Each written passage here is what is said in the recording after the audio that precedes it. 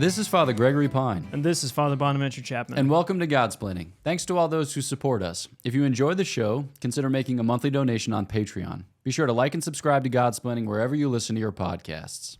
Father Bonaventure. Father Gregory. So, in the lead up to recording episodes, that's incoherent. So when we record episodes, there is usually time before we record episodes when we're not recording episodes. That's how recording works, right? Correct. We typically pray and we ask the intercession of certain saints. Correct. Now, in your world, you live with people who may or may not be saints. Oh, yeah. Whether living or dead. Yeah. So you study people who, like, you know, might think that God exists and might not think that God exists. You, like, live in a philosophical world that I think I'm unaccustomed to even sympathize with. What's that like? Hanging out with people who don't believe in God? Yeah. You mean like the living people or the dead people? I think we'll get to the dead people in due course. Oh, the living people first. Maybe, yeah. Oh, I yeah. mean, like, I don't want to, like, call anyone out. No, it's fair enough. Create, It's potential sources of, you get it. No, it's unlikely that anyone going to at the conferences I go to be listening to these sort of podcasts. Right, yeah. So it is striking because I teach at the Catholic University of America. School Yep. of Philosophy is very Catholic, Yep. of course. And so there's no, we're all on the same page. But then when I go, like this semester, I was out at a bunch of conferences, different places, and they're mainly for Kant scholarship. And I forgot every 6 months or 3 months when I do one of these, that I'm a little weird there, right? That I'm wearing weird stuff. Right. Two, I'm a priest. I'm always the only religious priest there. I'm always the only priest there. Yeah. I may or may not be the only Catholic there. Uh-huh. I may or may not be the only person who believes in God there. Right. So so I'm always reminded that I seem weird and have weird views Right. for them. But you just kind of get used to it, and if you just play nice with them, they're a little bit. Some of them are a little bit standoffish initially. They don't know what to make of you. Mm-hmm. But then usually I try to ask questions early on the first paper, good questions, pointed questions to kind of let them know, like I'm interested, I know what I'm doing, Mm-hmm. and then by the time my presentation rolls around, then I've got a good command of the material. You So- flex your Crucian and Kantian Just a little muscles. bit, just Yeah. enough to make me to like he's a part of the team. Yeah. But it is So that when you put your signet rings together, you can summon Captain Idealism. yes, Captain German Idealism. Yeah. He's here. He's going to complete the system. But it is strange that when I'm with a room of people who just don't at all believe in anything outside of this life, which Yeah. is for Kantians really super bizarre because that guy, whatever that guy believed in, it was definitely immortality of the soul and like absolute, Moral given norms. us. Yeah. So it is, but it is strange that most of them, I assume most of them are materials. I remember I was talking to one of them and I was saying how I'd missed I never got to talk to this philosopher and I said, well, I guess there's still a possibility, we'll see if he makes it, I'll get to see him later. And the other philosopher said, well, there's another way too, though. I mean, we can always carry on with him and our ideas. And I just thought, like, not enough. Yeah. Like, I want the person. I want to see. If I have to choose between thoughts and prayers, I'm always going to take prayers. Yeah, I want my thoughts to be aiming towards people. Mm-hmm. I want persons. Thoughts aren't interesting without persons. I think therefore I am. You need to have the I am as not just the cogito, but the ergo sum as well. Yeah. I think this should become one of our episodes where the goal is not to necessarily communicate anything. It's just to have a weird conversation. Bingo. Like the Borges episode. Oh yeah, keep going there. Yeah. Yeah. I don't know what the comments are on that video, but my suspicion is that the comments are like, did you guys know that you were recording? Yeah. Or something along those lines. So, all right. I think like environment is formation, and you just kind of become like the people with whom you live. And we think ourselves strong or think ourselves better and imagine that we're like leaven the culture and are going to evangelize all those whom we meet. Maybe there's a degree to which that's true, but I also think that we're just becoming like those with whom we live here and now. And in a certain extended sense, like the people whom we read or the people whom we encounter in history, in biography, in literature, in the study of reality with the help of those who have described it in past years. So we thought that for this episode, we could talk a little bit about becoming friends, not just with people in the here and now, but also with people who have gone before us. Now, insofar as it's Godsplaining, insofar as it's conversations for conversions, I just made those both plural because it felt right at the time, or at least that's what came out of my mouth, and one never knows what's going to come out of one's mouth until such time as it does, and then you have to deal with it. But like that, with that person with whom we are most friendly. Yes. who is most The long most dead. friendliest person. The most friendliest person, yeah. the greatest of all friends, is our Lord Jesus Christ. Yes. So there's a sense in which this has like an especially important evangelical application. So like friendship as a paradigm for understanding our Christian faith. I mean, does it work? Does it not work? It seems like it works insofar as Jesus said that it works. So we're just like bound to that.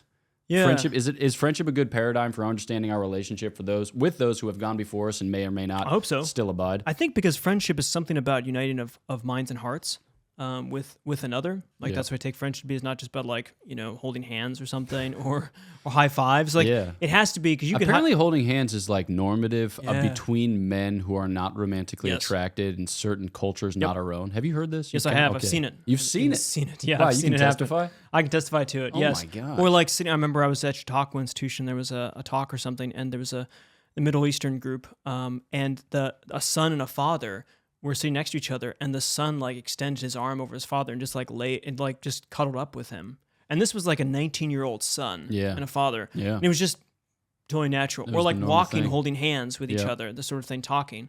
Yes. So anyway, that's beautiful, but it's not the whole of it. Well, no, at least for us, I suppose, especially Americans, like we're going to get close with minds and thoughts. But in any case, even if they were just holding hands and they hated each other, it didn't you couldn't have friendship, right? I mean, C.S. Lewis has that beautiful in the Four Loves and Friendship where it's friends are side to side, right, or back to back, but they have a similar project too.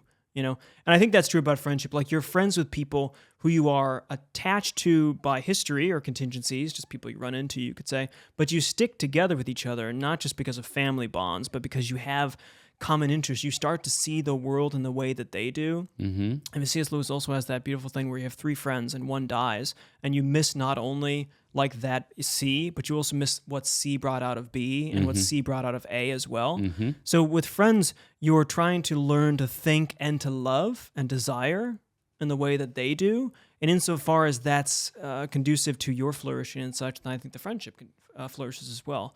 So I think friendship is a good model for our relationship, not just to our Lord, obviously, but also with those who are long dead, those we read. I tend to be a guy, and you're probably different on this, who I love to, I see books as conversations with someone. It's like a second best. Ideally, I want to talk to that person, but they're dead. So so the best I can do is like read them, but it's still first in priority, it's got to be a conversation with an actual person because I'm trying to, again, be friends. Like I want to know this guy or gal. Yeah. It's interesting. I think I might just be a worse human being in that regard because like, I think sometimes I just read books to get the goods. Get the stuff. Yeah, exactly. Yeah, let's not do like that. They've got the stuff. Yeah, give me it. And they've laid the stuff up in the pages. Yeah. And you've got to flip through the pages with a modicum of attention in order to despoil the pages of the stuff. Not in the sense that, like, I feel better when I have burned the book after I have read it and despoiled it, but because, like, I'm there for the goods. Yeah. And if those goods are communicated to me by person A or by person B or by person C, I just don't care. Incidental, yeah. So, like, there's a sense in which I gravitate more towards person A than person B on the basis of testimony that person A knows more of the things, has more of the goods, and that maybe person A's methodology for expositing or communicating said goods is excellent and commends itself to the subsequent tradition for whatever reasons. Yeah. Right? Those are the things. But, like, I don't know if I care about person A. Right. Or at least...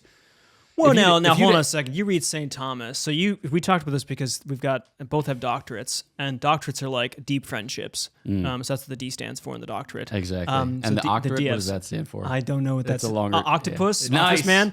It's back. So it's a deep friendship octopus, rate your professor. Yeah. And so like we've spent time with these dead figures who may be are living in some fashion because of immortality and living in some condition considering Catholic sacraments and whatever Kant's doing right now. But dare we hope. But you spent a lot of time with St. Thomas Aquinas, and you talk about St. Thomas Aquinas, and most people identify St. Thomas Aquinas, or you, with St. Thomas Aquinas. Yeah. Most people in the world probably know St. Thomas Aquinas because of you. Wow, more than other statement. people, right? I mean, it's getting close, right? Depends, have you made China, then you're good to go, right? Like, yeah, they have a but a different lot internet. of people associate St. Thomas Aquinas. Like, I remember we were sitting down at one point, and some fellow came up to us and said, "You're the next Father Pine.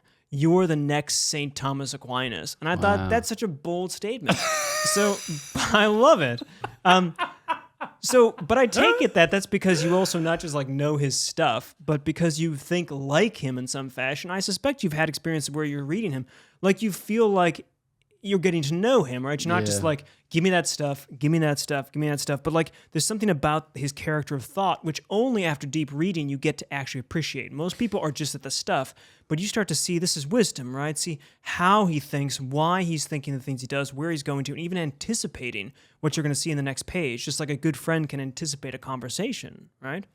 Language. Yes, so language, in fact. I had an experience recently which was helpful, fruitful. It was like a kind of recollection all in an instant. I've now preluded, so now it's time to lute it. So we had the skull of St. Thomas Aquinas here. Yeah, there you go. Wisdom from the skull. Wisdom from the skull. As I was thinking about, praying about what to say, because I was supposed to give exactly in the presence of the skull. I was supposed to give a little homilette, and I said some things, but at the end of the day, often it's like writing a dissertation. You write a bunch of stuff down, and then you're like, I wish I had the moral fortitude to throw that all away and then write the actual good thing that needed to be written, but you're like, I don't have time and I don't have energy. Go to the skull. Yeah, exactly. So I just let rip the things that I had prepared over the course of the previous however many days, but the thing that I ought to have said / wanted to say kind of goes like this. So here's the opportunity. Nice. When you say like, I love whatever, name your predicate or name your object, usually what you're saying is like, I love this thing. And there's a kind of distance between you and the thing, but there's a union begotten by the love. Nevertheless, it remains elsewhere. Yeah. All right? Yep. Whereas I was realizing that like with certain relationships, when you say, I love thus and such and blah, blah, blah, it's so potent, like your relationship with it is so rich that it actually gets back behind the like it gets back into the deeper parts of the sentence such that like you can't even say I. Yeah. And you can't even say love. Without the other already there. Without the other already present. That's fair. Yeah, so it's not like you're not like traversing distance, overcoming whatever. More expressing something as opposed to aiming at something. You're like naming the fact. Yeah. By which you are profoundly influenced or even constituted. Yeah. And obviously that's most true of God. When you say like, I love God, you aren't until such time as God gives you an I. Yeah. And you can't exercise agency unless God also breathes that into life. Your love is always a response to his loving you, even in the most basic sense. Like, beloved, we love because God first loved us. Yep. Okay, so it's just, I mean, with respect to God, it's an absolute claim.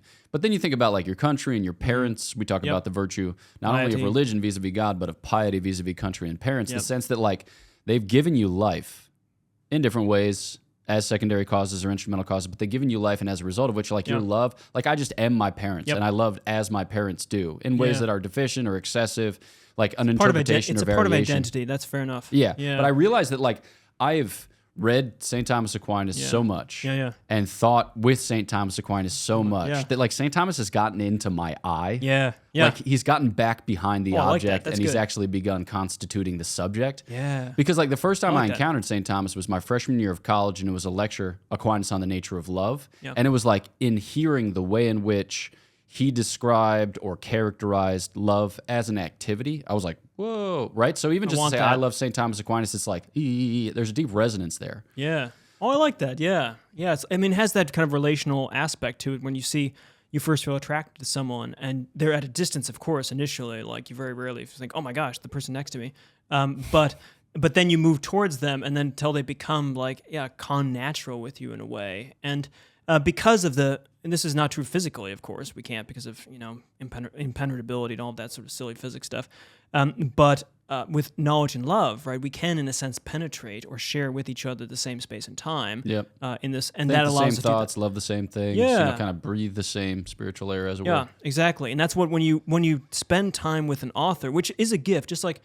I mean, it's a bit like when you spend time with a friend, you know them better than anyone else, and you hear someone talking about that person, and you feel like they're talking at the distance, but they're just like you. I mean, they're close to you. They're at skin level, basically. And when you spend time with an author who's worth spending time with, I suppose, because like you might find with a friend, like, nah, but spending time deeply with a deep cut. Yeah, with an living, sleeping, breathing, all the time, surrounded by, compassed about, then he or she does start to, constitute your eye, such as you think like him or her, and you can't help it. I often find when I'm over at the CUA and I'm talking to other philosophers, I often catch myself saying, "No, I know this is going to sound kind of Kantian, right?" Or like, I know this is going to be a little bit Kantian, but because it's the first thing that comes to mind. You're shaped by that kind of relationship because you've had this friend who you're committed to and you feel devoted to in a way, who has, in a sense, trained you or taught you to think.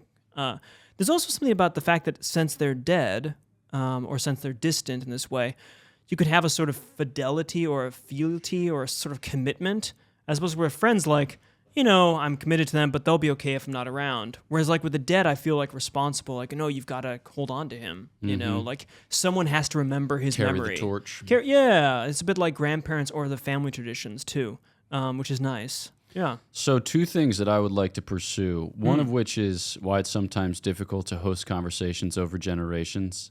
And then the other is, maybe we should do this first. So I think a lot of people will be like, friends with Jesus? Absolutely. Yeah. Friends with saints? Absolutely. Yeah. Friends with German idealists? Wait, what? So obviously there is a kind of risk, as it were. It's not a real risk, but like risk that we just go to the past in order to despoil it of its riches. The richest of riches is sanctity.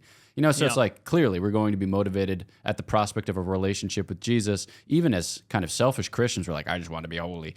But like if we get over, this is such a complicated conversation and we don't have time to go through the various distinctions that need to be made. But like, nevertheless, you got 10 minutes, make it go for it. Yeah, right, exactly. Nevertheless, like we go there because that's where our life lies, because it's with Christ, who is not just past but present. That's right. Right, who is the same yesterday, today, and forever. So that's, God has contact with all times and places on account of the fact that he's eternal, even though we're temporal. Nevertheless, it's just like, so that's different. But then with the saints, like they're kind of applied to the present by virtue of the divine power. But like in an extended sense, even the philosophers share in something of that without the same kind of faith and sacrament dimension or without the same kind of grace-bearing holiness, but they're worth it. Yeah, I think so. Again, it's more the memory kind of thing, the commitment to. I think of it like a family member or something. Like your family members, ideally, hopefully, died in the state of grace or something, so they have some relation to our Father, and you probably don't see them every night or something, but you want to carry on their memory and you want to think like them and live up to them in a way. And I think sometimes with the philosophers or the seculars, you could say, who have profoundly affected you, you're still grateful for the fact that they're humans like you and have seen the world in a particular way and help you to see the world maybe in a way that you never thought about. And that something resonates.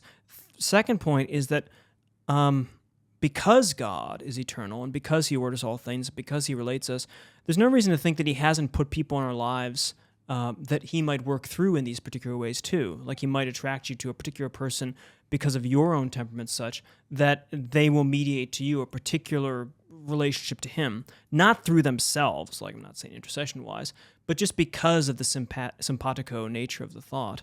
So I do think that God works through all things and is able to, and it's not like if you pick up a book of, Emmanuel Levinas or something, like obviously since he was Jewish, he couldn't possibly help you relate to God except accidentally.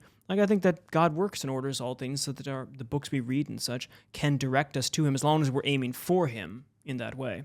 Yeah. But there's a sort of, I'd say it's this is not a supernatural experience, I suppose, but a profoundly human experience, which opens one to the sort of springboard into the supernatural. The fact that you can communicate with people in a way across time and space through their thoughts because we're all humans and we all have thoughts and we all have desires and we all have knowledge. And sometimes we learn from the mistakes that others have made in spectacular ways. So to my mind, reading The Long Dead is a very human experience that connects us across time with the fact that we've been on a search for truth for a long period and that sometimes we can be distracted by things that aren't that significant. I assume this is what reading St. Thomas helps as well, is get us to mind what's really important and reminding us, because our culture isn't going to be teaching us Kant or Thomas Aquinas or anyone else like that. Yeah. It's interesting. It's like, so I think dialogue for dialogue's sake is often a waste of time because if the other person doesn't genuinely want to talk to you, then what's the point in hosting a conversation? So I'm like not on board for aimless or otherwise undirected conversation. Mm-hmm. It's just like I'm too busy and I'm too tired, you know? So it's like either let's talk about something that matters, that we both agree matters, or I'm just going to finish whatever project I have in the hopper and then get to bed as soon as possible because I'm just dragging my corpse from here to there and it's just costing. It's just costing a lot. So when it comes to like people in the past, it's like, with whom do I take an interest? I can't do it on the basis of some like inorganic standard. You know, so it's like there is the objective importance assigned by the subsequent tradition, which I think is a good judge. Like there are some people who are more worth reading, that's right. and there are some people who are less worth reading. But then there's also like okay, how did you make your best friend? It's like accident, you know. It's like the things that we did, and here we are doing the other. You know, it's just like we were born under the same roof, or like whatever else happened. Contingency takes the form of necessity. Exactly. So in this case, I think there are certain people who are presented to us or kind of offered to us as potential companions for life. Yeah, that's right. And it's not necessarily like we like them because they're the best. We like them because they're ours. And it's not like they're ours in some megalomaniacal way, like they're mine, but in the sense like for whatever reason, I've been entrusted with carrying this torch. Yeah. And I'm not going to like define myself by my weaknesses or carve out some strange niche so that I can have a competence that no one else has and kind of buffer myself up against the reality that I don't really matter that much and nothing that I say really matters that much.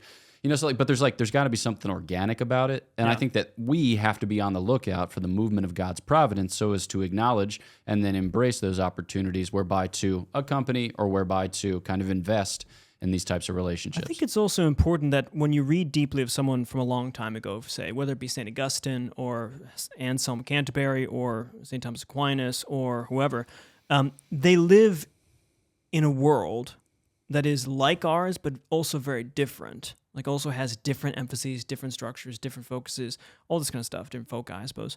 And it allows us with that distance, right? If we're not just going out, so we're not picking just random thoughts they have, but we're trying to get to know the whole view they have of things, like what's above them, what's below them, what's to the left and what's to the right of them, what's in front, what's behind them. If we get this full kind of, three-dimensional coordinate system here, then it allows us to wonder if our coordinate system is perfectly right. We have this view of chronological snobbery or something, which I think is absolute nonsense. This is C.S. Lewis again. He's just showing up all over the place. He's another dead friend. Yeah. His fate is a little more certain than Kant's, I suppose. But still, you never know. That the idea that we're just getting better all the time. Yeah. And so we not only need to go to the past to find particular things, mistakes they made, and to avoid those, and then grab the goods, as opposed to no, we go to the past to check our whole system, our whole framework, our whole view, not in the sense of like, oh, Trinity's out of it, but I mean the way that my daily coordinates of life, right? Yep. Like maybe running from here to here to here, or working in this way in particular in this way, or caring about this particular thing, are not actually central to human life because these guys didn't care about that. They didn't have technology. Well, maybe that made them more attentive to particular circumstances of human interaction and the values of silence or quietude or what have you in a way that we're not. So you get when you spend time with one thinker for a long period of time and delve deeply and drink deeply from their fountain of wisdom, such as it is, you also get a whole framework. Like that's why you get the person, and the person is embedded in particular contexts, and that allows you to see things differently. I mean, St. Thomas Aquinas, for instance, just had different views about, say, material wealth than we did. Part is because he didn't own cars, but part is because he was really committed to evangelical poverty. And so when I read him, I always feel kind of convicted by the kind of poverty of spirit he has, even as a Dominican, not a Franciscan, because he just seems to have this kind of evangelical openness to giving to the poor and being aware that everything belongs to the poor. That's not his absolute need. And that's not just like a random proposition. I think that's a way of life for him. It's a way of viewing material things that I certainly raised in the 21st century don't have myself and find alien to me, and am deeply suspicious and concerned about it. And I think too, like not just in the sense that we as a human community tend to think of our own time and place as the best perforce, but like we as individual reasoners, like we as persons, have a kind of tendency as a result of the fall to ideological and demagogical thinking, in the sense like we get convinced like this is definitely the case and it can't not be the case. Yeah. And like you need to see that this is the case and it can't not be the case. Yeah. And I think there are some of us who are more inclined to that, some of us who are less inclined to that, varying degrees of certainty and confidence as concerns like propositional truths which register in our minds and then the practical truths which register in our behavior. Nevertheless, we just like tend to think that whatever we hold to be true or whatever we profess to be good just is the case because that's how it works. Like that's how human nature works. Yeah. And so sometimes it's good for like a little destabilization to rock the proverbial boat. Well, this is maybe this is like we tend to say this. We tend to think that we're the only eyes sometimes, but then there's a bunch of different thoughts, and so I have thoughts, but I need to fix my thoughts from taking from other thoughts. Whereas when you read people and actually try to treat them as full persons that have a sort of history, a family, desires, they have a will, they have passions and all this kind of stuff. When you read them deeply and try to get behind them, you find another I. Now that eye has thoughts, but you're going to take their thoughts with their eye in a way and relate to them again as friends, because friends about one eye relating to another eye. Yeah. So seeing the saints and seeing books you read as encounters with other subjects, not just like subjects in the sense of like biology or chemistry, but another subject who has thoughts and who has a worldview. And in a way, Thomas Aquinas is fine if you don't help him. Like he's good. He lived fine. He did okay. Immanuel Kant was not wondering where we were. He was, he had his own positions. And so you can get alongside that and think, how did he hold it all together? And what do I agree with? And what, obviously Immanuel Kant, what I disagree with on these sort of things, but like a full embodied sense of an I with thoughts that then I can try to think and that I need to have some relationship to. And that's just a beautiful encounter, to use a Giussani kind of communal liberation, where they're encountering not only ideas out there, that is, if we're alone today and there's a bunch of people around us, but when we read books, we're alone. No, there were people there. Like, we're not alone. No one's ever alone if they have a book. And I love that thought. Yeah, I have the experience when people say like, I differ with Thomas on this or Thomas is wrong on that. It like in my mind, I just do like a kind of picture perfect Long Island, like Sussex County, like, like score and snarf. I'm just like, oh, like just what I don't care about. Because there are certain things where it's verifiably false on account of the fact that the biology or the cosmology is antiquated or whatever else. But like, as you say often, smart people are smart, but I think what I take umbrage at is an overly facile dismissal of those who have gone before us, those who have like fought the good fight, as it were. As if we were the sole arbiters of the truth, not only of statements, but of realities. And so I think that's, especially because I'm sensitive to it with respect to St. Thomas Aquinas, it makes me more sensitive to it with respect to other individuals. Because I think that like what we're trying to elicit, not just as like a life skill, but as the very point is sympathy. Because like what's the goal? The goal is to be with people. Right? So like the goal is union. The goal is communion. That's the point. Because like knowing is for that. Loving is for that. They are the intellectual and volitional components of whereby we engender union and come into rich, thick bonds of communion. So the point is to be with. And if we're always judging people from a distance with a kind of lack of sympathy so as to prop ourselves up in our like flimsy little egos, then we're always going to be alone. We're always going to be alone. Yeah. So like the point is to cultivate sympathy, not so that I can patronize or pat people on the head and say like, aren't you so smart? But in the sense of like we can congregate around the same goods, like we can enjoy a genuine communicatio boni on the basis of which like this life can last forever. We can enjoy each other forever in God, whom we enjoy in the ultimate sense. Yeah. Because it's like, who cares who's, like at the end of the day, who cares who's smarter? Right. Like our dignity is not on the basis of It's not like smarts. there's a giant checklist with like who got the most. Life is a giant quiz. And this is going to sound like silly and like, well, I thought you Dominicans, you care about truth. Yes. Oh my gosh. Yes, we do. Yeah. Truth is a person. That's why it's great. But at the end of the day, checking off propositions that you couldn't be held accountable for holding or something is a silly way to think about it. Rather, it's about persons and their commitments to the truth and how well they did with that. But that it's more than just propositional pugilism, Again, we love it. All right, any final thoughts? I'm trying to think what if people know about reading and spending time with authors, I think people do get this with like literature figures, for instance. You get used to an author, you might read a ton of Cormac McCarthy or something. You get used to their writing, but I encourage people to read when they're reading spiritual treatises or something too. So the works of the saints, obviously, but also just the theologians or something. If they're reading like Father Gregory Pine's book on prudence or something, realize that they're reading a person's book, and realize that that's from a person, and that makes it, I think, approachable, and also prepares you to enter into communion with other persons, because heaven is about persons. I take it, not like Phrygian floating propositions or something. Dude, let's leave Phrygian floating propositions to be the last word of this episode, insofar as last words are followed by other last words. So penultimate words. Anti-penultimate. So thanks so much for tuning in to this episode of Godsplaining. Be sure to like the episode, leave a 5-star review, subscribe on YouTube or on your podcast app. You can also follow Godsplaining on all manner of social media channels. So we've got sweet updates coming out, especially on Instagram, with cool events and promos and exclusive merchandise of various sorts.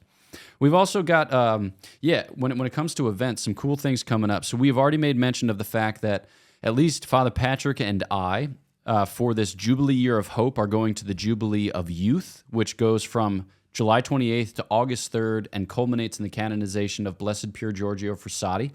So we're going to plan some events there in Rome, small, medium, large, so that folks who are making the pilgrimage can join in the Godsplaining community. So you're on the hook for your travel, you're on the hook for your accommodations, but it looks like the Vatican's going to be planning stuff, the Dominicans are going to be planning stuff, and Godsplaining Friars are going to be planning some stuff, so you can kind of pick and choose amongst various options for your Jubilee experience. And then, of course, we've got retreats coming up. So Dallas at the end of March 21 through 23 for young adults. And then we've got other cool things besides, but I'm going to save those reveals until the appropriate moment. So know of our prayers for you. Please pray for us, and we'll look forward to chatting with you next time on Godsplaining. Father Bonaventure, if you had the choice between holding a toad and subscribing to a YouTube channel, what would you choose? Subscribe to a toad holding a YouTube channel. Oh my gosh. Please subscribe to a toad holding a YouTube channel, especially if it's ours. Cheers.